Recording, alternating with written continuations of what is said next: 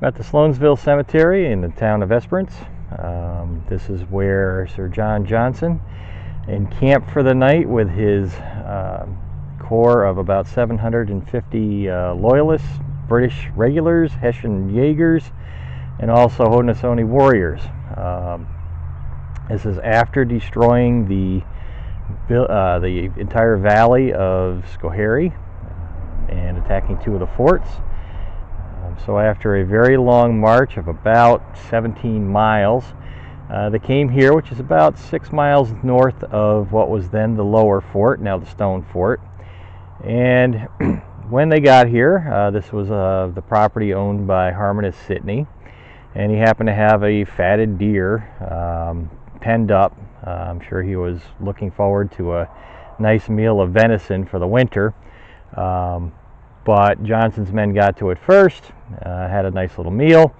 Meanwhile, some of the Seneca warriors who had been plundering in the Schoharie Valley earlier, and at the Eckerson Mill, again not far from the stone fort, they picked up some what they thought was flour, and they intended to make some Johnny cakes. And when they went to make them, they found out that the flour wasn't flour at all. It was slaked lime, much to the amusement of their friends. They were the butt of jokes in the encampment that night because they thought they're going to have a nice little meal, and it turned out to be something inedible. So anyway,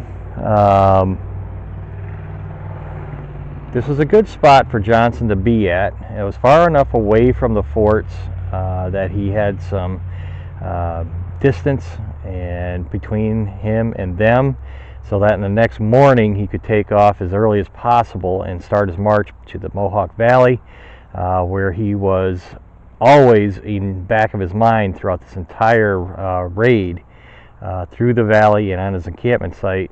He always is looking at trying to get to the Mohawk Valley before he could be cut off by Albany and Schenectady militia and also state troops in the area. So there was going to be a race in the morning to get that far to the Mohawk Valley before he could turn west and his escape route west along the Mohawk River. And also, meanwhile, destroy all the farms and possibly troops that were standing in his way. So this was about devastation. He was halfway done.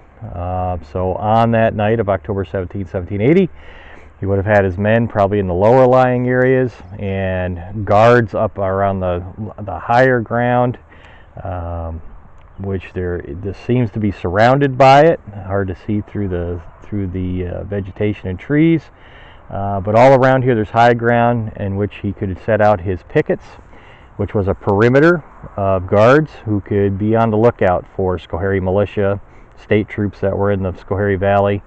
They didn't want to be surprised during the middle of the night. They were also looking for spies.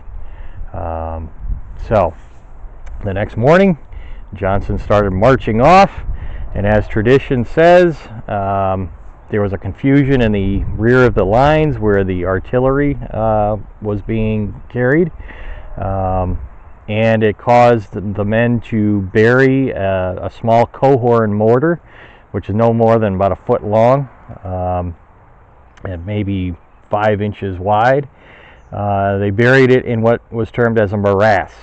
Now, most people seem to think that, according to tradition, that it was buried somewhere around the cemetery area before he really started marching in a swampy ground.